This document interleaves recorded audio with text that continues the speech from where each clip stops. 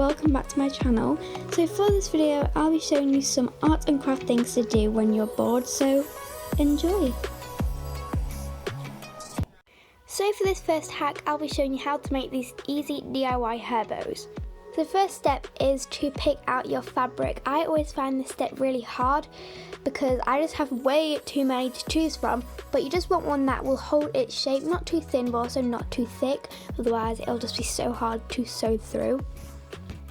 So I finally settled on the pink one with white hearts. So get rid of that. So you want to open up your fabric and lay it flat on a cutting mat or anywhere where you're not going to damage the table. Okay, so now you want to bring in a ruler and cut out a 5 by 9 inch square. Now for a pen to mark where you want to cut, you need to use a washable marker or one where it just comes out with the heat. And I had a special sort of sewing pen, but you really don't need that, just any washable marker.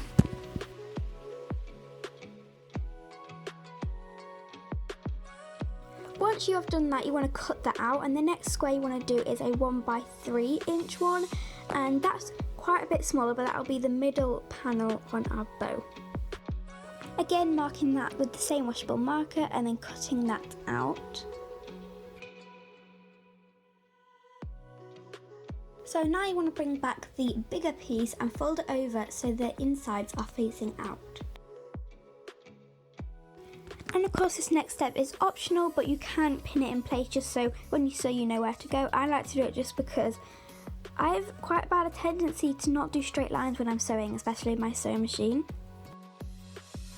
Once you have done that, you want to set that aside and bring in your sewing machine.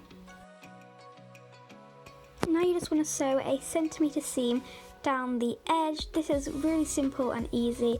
I make it look really hard when I'm pulling out the pins, but honestly guys, it's so easy. Cut the excess thread off so it's not getting tangled when you fold it up, and that's that done. Once you have done that, you want to turn it inside out so the outsides are facing out again, and this will just look like a little tube once that's done. Next you just want to cut off any extra thread or frays on the edges.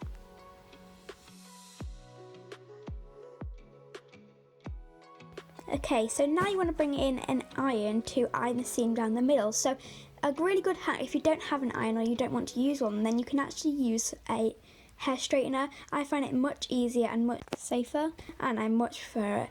Only for smaller things. You can't of course do it for a big blanket or anything, because you can't get right to the middle, but you just want to make sure the seam is in the middle and heating across that so you will not see the seam in the end result.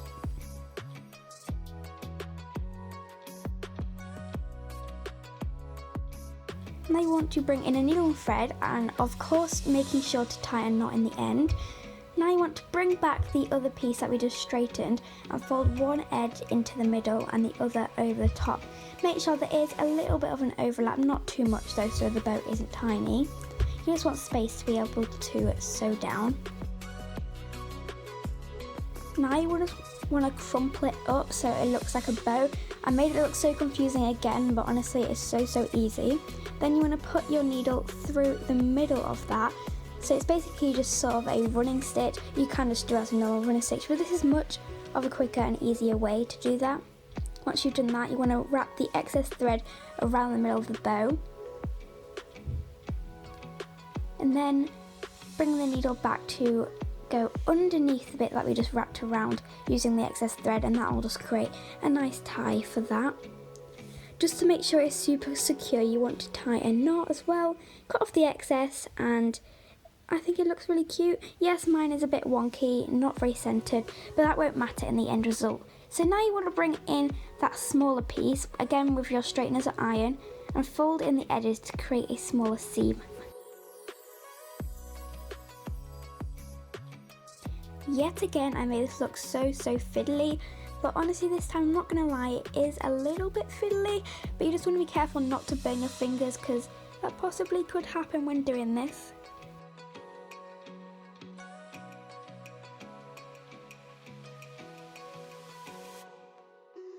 Now you want to bring in all your pieces plus a random hair bubble. So placing the bow upside down and then putting your hair bubble on the outside.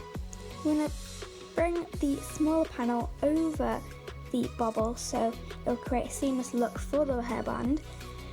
And again, I made this look so fiddly, but honestly, it's not that hard as I make it.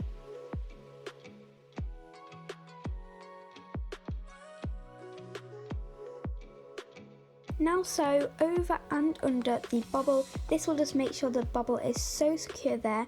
Make sure to do it really, really tight, otherwise the bow can lose its sort of tightness in the middle. Cut off the excess thread, and that is basically it done. So here is the finished result. I think it's so cute and really easy to style, I guess. Okay, so the next craft is to fill out a page in a prompt book. So I'm so excited because I've been waiting to create this book for absolutely ages. I love Mariah and her videos. I think she's so cool. And it finally came in the mail today. Obviously I haven't been waiting for it for years. I just never got around to ordering it, and I'm so excited that it actually came. It took me quite a while to pick a page because the thing is, Mariah's ideas do help me, but sometimes I just feel like all I can think about is her ideas. But I finally stopped on a page, which is page 78 to 79. It says create an alien. Draw what you imagine an alien looks like. Try to think outside the box. So it didn't really take me long to think of an idea how to do this. I already had this idea since I ordered the book, so I was just really excited. I'm just going to leave you to watch this time lapse. I'm not going to speak through it because that'll probably get really boring. So here you go.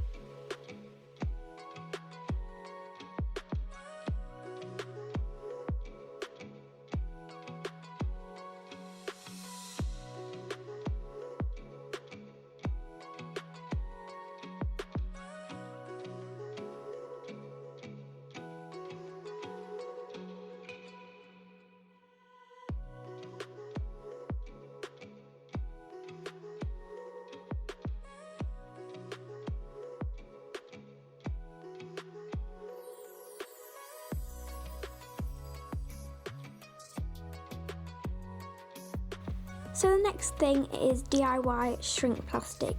So for this you'll need obviously shrink plastic, coloured pencils and optional paint or paint pens.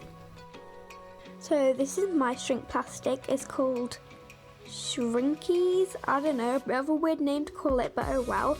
I have the frosted kind, so they're not crystal clear but they're also not completely opaque.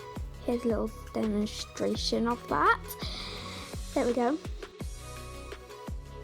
And these do come with a set of instructions in the front. You know, they basically just tell you to trace, colour, cut, bake, I don't know, whatever that says. It's so boring, but you're here with me, so you don't need to worry about any of that. So taking one of these shrink plastic sheets and taking one of my sketches to trace over.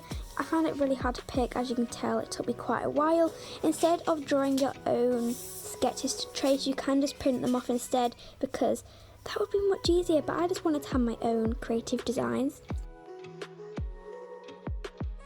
So I decided to pick this ice cream cone because I had actually already made all of the other ones. So taking a shrink plastic sheet and placing it over top of the sketch. To hold it down, make sure it doesn't move so the sketch gets wonky. I'm just putting my paint pen box over top. Anything that was near me I just put on. Instead of doing that you can just use tape, but I can't be bothered to get it apparently. So using a pencil, I'm just doing a really rough outline, not really bothering to make it super neat. Taking that off, you can start to see all the imperfections, but you know, it's fine. So now I'm going to bring in my coloured pencils and picking out a cone sort of colour. That also needed sharpening, so I just thought I'd show you that. So here's just a time lapse of me colouring it in. You know, pretty simple. My head keeps popping in. So I decided the cone looks a bit weird, so I added some black outlines with my paint pen. Yeah, it's pretty simple but really fun and therapeutic for me to do. And then decided to go in with a black outline with my black acrylic paint pen.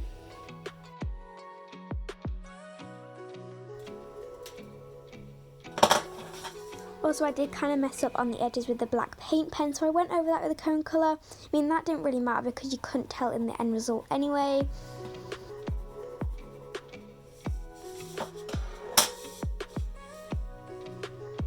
Then again, using my acrylic paint pens, I went in with the white to add some juicy highlights. Then I just cut that out. I mean, I didn't really bother trying to keep the black outline neat because I decided I could just touch that up at the end anyway. So of course I went in with my black paint pen to touch those up.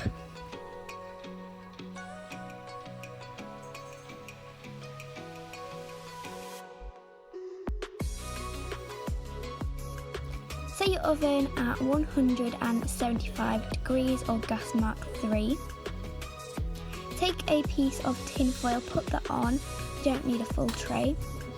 Open up the oven and now it's really satisfying, you can actually watch it shrink.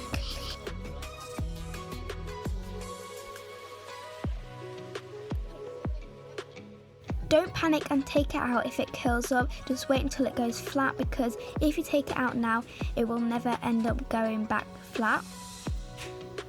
So here's a finished result of one that I actually did it earlier, and as you can see, here's an example of when the shrink plastic split. So to top coat them, I just use a clear nail varnish. You can actually just use some matte Mod Podge or anything like that. So here's the one I actually made today, but it actually split really bad, so we've got to welcome it to its new home, the bin. So I hope you enjoyed this video. Also, make sure to tell me if you want a part 2 of this video. Bye!